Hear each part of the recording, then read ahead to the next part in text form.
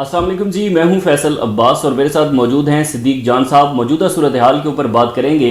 صدیق جان صاحب، سنبریال کا الیکشن ہوتا ہے، وہاں پر ہم دیکھتے ہیں کہ جس طرح سے دھاندلی ہوتی ہے، ویڈیوز آئیں، سارے ثبوت آئے۔ حالانکہ جو ندیم افضل چند صاحب ہیں انہوں نے بھی اس بات کو تسلیم کر لیا کہ نہ ہی تو پیپلز پارٹی کو ووٹ پڑا اور نہ ہی پاکستان مسلم لیگ نون کو پڑا۔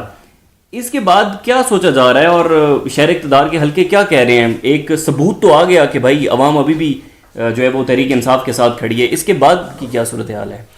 دیکھیں فیصل بھائی، یہ سارا ڈیپینڈ کرتا ہے تحریک انصاف کے اوپر کہ تحریک انصاف اب اس مومنٹم کو کہاں لے کر جاتی ہے۔ میں اس پہ بڑی تفصیل سے بات بھی کر چکا ہوں۔ میں ابھی جب آپ کے ساتھ یہ ویڈیو ریکارڈ کر رہا ہوں تو میں ابھی پریس کانفرنس سن رہا تھا، جو چیئرمین ہے کسان اتحاد خالد محمود کھوکھر صاحب، ان کی میں پریس کانفرنس سن رہا تھا اور ابھی میں نے اس کی 3-4 چیزیں نوٹ کر کے ٹویٹ کی۔ میں آپ کو ایک چیز بتا دوں کہ اس یہ حکومت جو اوور کانفیڈنٹ ہے نا، اس کو عرش سے تحریک انصاف فرش پر لا سکتی ہے، ان کو تحریک انصاف گھٹنوں پر لا سکتی ہے، ان کو تحریک انصاف مزید ننگا گندا کر کے ایکسپوز کر کے اور ان کی کانپیں ٹانگیں گی اگر تحریک انصاف سمارٹلی موو کرے، اگر تحریک انصاف درست انداز سے چیزیں کرے۔ میں 3 صرف آپ کو بیانات ان کے بتا دیتا ہوں جو اب تک میں نے سنے پہلے 4-5 منٹ میں۔ جو انہوں نے کہا کہ اپنی سیاست، پہلی بات انہوں نے کہی کہ آپ اپنی سیاست چمکانے کے لیے کیا آپ کہتے ہیں کہ آٹا سستا ہونا چاہیے تو اس کے لیے گندم بھی سستی ہونی چاہیے۔ انہوں نے کہا بالکل ہم بھی چاہتے ہیں کہ گندم سستی ہو، لیکن پھر جو گندم کی پیداواری لاگت ہے اگر وہ نیچے آئے گی تو کسان کو تو کوئی مسئلہ نہیں ہے، آپ گندم سستی خرید لیں یا آپ نہ خریدیں۔ لیکن انہوں نے کہا کہ انہوں نے چیلنج دیا وزیر زراعت کو کہ بھائی آپ آئیں، اوپنلی بیٹھیں، سارے کیمروں کے سامنے بیٹھیں، آپ حساب کتاب کر کے بتا دیں کہ کسان کی 1 من گندم کے اوپر پیداواری لاگت کتنی ہے اور اس کی فروخت کتنے میں ہو رہی ہے، اور بتائیں اس کو بچت ہے یا تباہی ہے اس کے لیے یا اس کے لیے بربادی ہے۔ آپ نہیں آتے، آپ بات نہیں کرتے۔ اگر مریم نواز کی حکومت سمجھتی ہے، اور وہ یہ کہتے ہیں کہ 1600 ارب روپے کا انہوں نے چونا لگایا ہے، 1600 ارب کا کسانوں کو، 1600 ارب کتنے، یعنی تقریباً کوئی 1600 ارب، یہ گن لیں کروڑوں میں کتنے بنتے ہیں، میری تو میتھ کمزور ہے، ذرا آپ اس کو گن لیں کروڑوں میں کتنے بنتے ہیں تو پھر ذرا لوگ امیجن کریں کہ کسانوں کو 1600 ارب کا نقصان ہوا ہے۔ 1 ارب میں 100 کروڑ ہوتے ہیں بھائی، اور 1600 ارب روپے کا کسانوں کو نقصان ہوا ہے صرف گندم میں۔ آپ اندازہ لگائیں صرف اس حکومت نے صرف کسانوں کو، اور کسان جو ہیں سر، کسان کیا ہوتا ہے؟ کسان کی فصل اچھی ہوتی ہے، وہ فصل بیچتا ہے، وہ ظاہر ہے یہاں پہ تو ہم نے بہت سے کسان ایسے دیکھے ہیں جن کی میڈیسن بھی میڈیکل اسٹور سے ادھار پہ آ رہی ہوتی ہیں، بالکل۔ اور انہوں نے کہا آگے جا کے ایک جگہ پہ کہتے ہیں خدا کی قسم میرے پاس کسان آئے جو بیٹیوں کی شادیاں نہیں کر پا رہے، ٹھیک ہے، جو بچوں کی فیسیں نہیں ادا کر پا رہے، جن کا گھر نہیں چل رہا۔ پھر آپ دیکھیں کہ اتنا نقصان ہوا جس پہ ہم نے بھی ان دنوں میں بہت بات کی اور ریکویسٹ کی کہ وہ لوگ جن پہ اللہ تعالیٰ کا فضل اور کرم ہے، انہوں نے زمینیں آگے ٹھیکے پہ دی ہوئی ہیں، وہ خدارہ مہربانی کریں اور کسان سے ٹھیکہ نہ لیں، جن کو پتہ ہے کہ یار اس بیچارے کی گندم ہی اتنے کی نہیں بکی جتنا مطلب اس کی جو لاگت تھی وہی نہیں نکلی، تو ہم کیا اس سے ٹھیکہ لیں۔ پھر اسی طرح سے خالد محمود کھوکھر صاحب کہتے ہیں، اور میں آپ کو ایک چیز بتاؤں، یہ کسانوں کے جو نمائندے ہیں نا، ان سے ہمیشہ مجھے ایک شکوہ رہا ہے کہ یہ ٹھیک طرح سے موومنٹ چلاتے ہی نہیں ہیں۔ آج یہ خالد محمود کھوکھر صاحب جو ہیں کسان اتحاد کی، جو بتا رہے ہیں کہ کسان خودکشیوں پر مجبور ہیں، لائے نا 5000 کسانوں کو لا کے بٹھائیں اسلام آباد میں، حکومت کی کامیں ٹانگتی ہی نہیں ٹانگتی، پتہ چل جائے گا، لیکن نہیں نکلتے کسان بھی، قیادت بھی نہیں نکلتی۔ پھر دوسرا وہ کہتے ہیں کہ کیا حکومت پاکستان سے زراعت کو ختم کرنے کا فیصلہ کر چکی ہے؟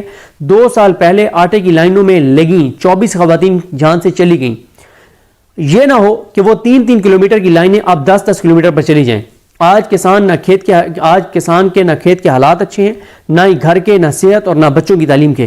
گندم تمام فصلوں کا انجن ہے، گندم کا ریٹ اور کاشت اچھی ہوگی تو باقی فصلیں بھی اچھی ہوں گی۔ یہ بھی میں نے اتنا ہی لکھا تھا۔ دیکھیں فیصل صاحب، آپ کے ٹیکسٹائل انڈسٹری والے بہت پریشان ہیں، لوگ فیکٹری اور میلیں مزید بند کر رہے ہیں، لوگوں کی بے روزگاری بڑھ گئی ہے، لوگ خودکشیاں کرنے پر مجبور ہیں، کسان آپ کا تباہ ہو گیا ہے، ریل اسٹیٹ آپ کا نہیں چل رہا، کنسٹرکشن آپ کی نہیں چل رہی، تنخواہ دار طبقہ آپ کا پریشان ہے، ان کو تنخواہوں میں کوئی بڑا ریلیف بھی نہیں ملے گا، مہنگائی بہت زیادہ ہے، اور اوپر سے حکومت جھوٹ بولتی ہے کہ مہنگائی 1947 کی سطح پر آ گئی ہے، یعنی 77 سال کی کم ترین سطح کے اوپر جو ہے مہنگائی آ گئی ہے۔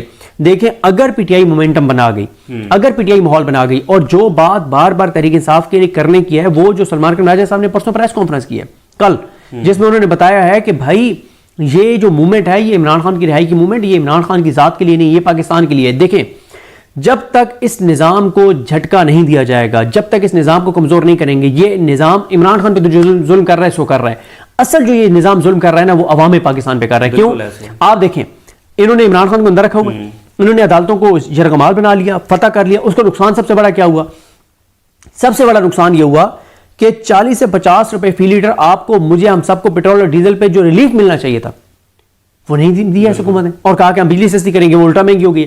مجھے بتائیں کہ پیٹرول اور ڈیزل کی قیمتوں میں 1 روپے کا بھی اضافہ ہو تو ہر چیز مہنگی ہو جاتی ہے. جب 40 سے 50 روپے آپ پیٹرول اور ڈیزل کی قیمتیں کم کریں گے, ٹرانسپورٹیشن سستی ہوگی, لوگوں کی, ظاہر ہے یہ جو آپ کے سارا سامان ہے, چیزیں, وہ ٹرانسپورٹیشن, ہر چیز کی قیمت میں کمی آ جاتی ہے. 40 سے 50 روپے فی لیٹر پیٹرول اور ڈیزل کی کمی ہو تو, قیمتوں میں کمی ہو تو بھائی دیکھیں آپ سمپل کمپیریزن کر لینا کہ انٹرنیشنل مارکیٹ میں جب عمران خان کی حکومت تو 150 روپے لیٹر جب پیٹرول تھا تو انٹرنیشنل مارکیٹ میں آئل پرائسز کیا تھیں, آج کیا ہے, زمین آسمان کا فرق ہے.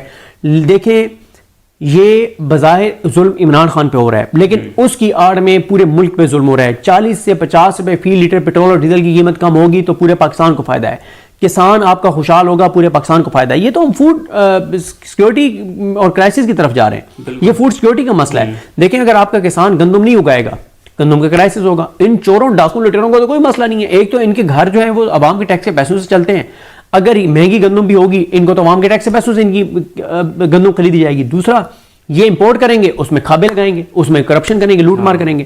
دیکھیں پی ٹی آئی کو یہ ماحول بنانا ہوگا, یہ بتانا ہوگا کسانوں کو کہ ہم آپ کے لیے نکل رہے ہیں, تنخواہ دار طبقے کو بتانا ہوگا آپ کے لیے نکل رہے ہیں, تاجروں کو بتانا ہوگا آپ کے لیے نکل رہے ہیں, ٹیکسٹائل انڈسٹری کو بتانا ہوگا آپ کے لیے نکل رہے ہیں, عام پاکستانی کو بتانا ہوگا.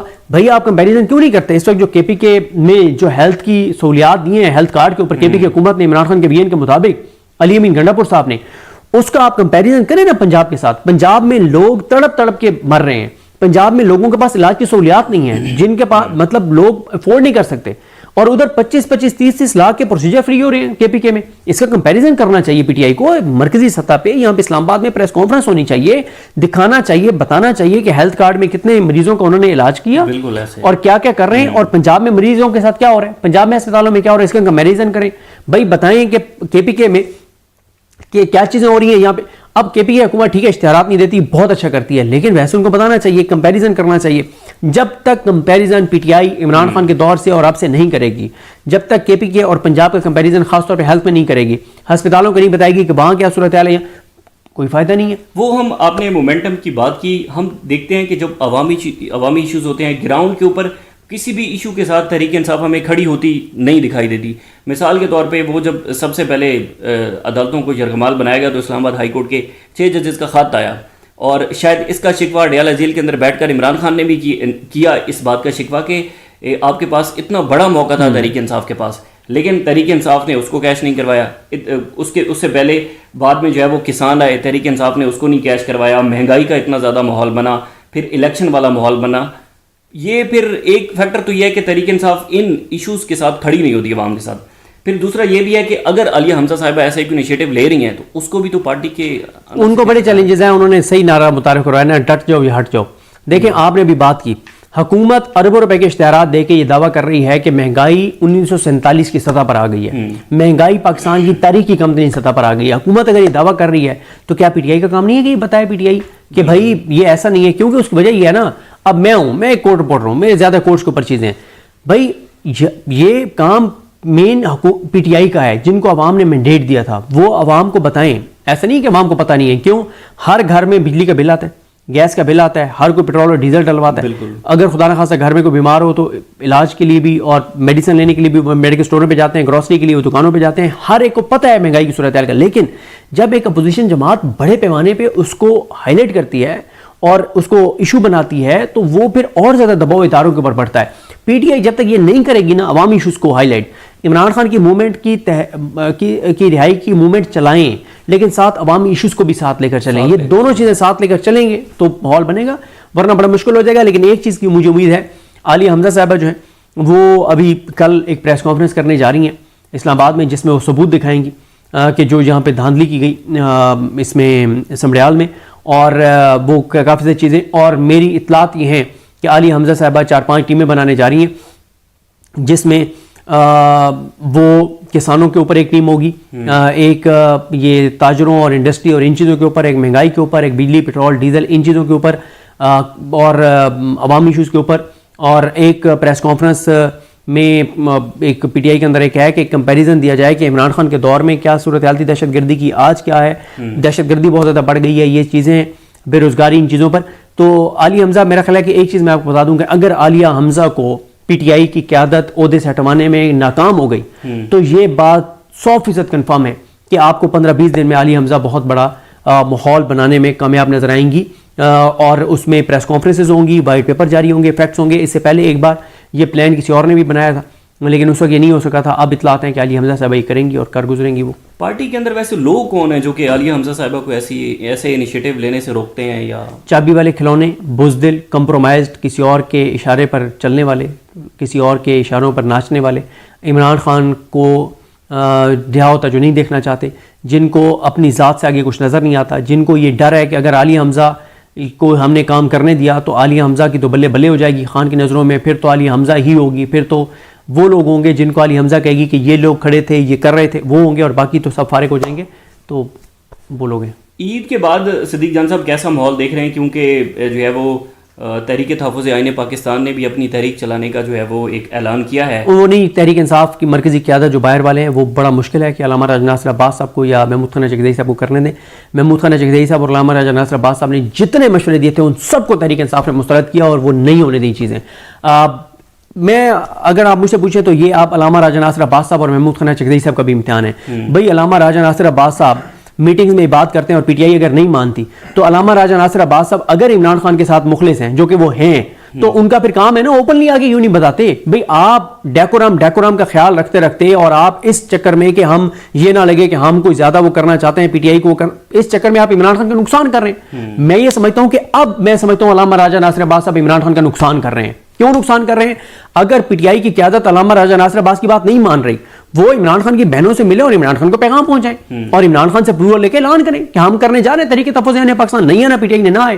دیکھیں علامہ راجہ ناصر عباس صاحب پچھلے 3 مہینوں میں درجنوں تجاویز دے چکے ہیں، وہ اور محمود خان چکدئی صاحب، جو پی ٹی آئی نے نہیں مانی. مثلا انہوں نے کہا کہ تحریک تحفظ آئین پاکستان کو مضبوط کرتے ہیں، اس کی تنظیم سازی کرتے ہیں. انہوں نے کہا کہ ہم ایک 3 روزہ دھرنا دیتے ہیں ریڈ زون میں. انہوں نے کہا بھوک ہڑتالی کیمپ لگاتے ہیں. انہوں نے کہا فارم 45 کی اسمبلی کا اجلاس بلاتے ہیں یہ اس کے اندر اسمبلی کے احاطے میں لان میں.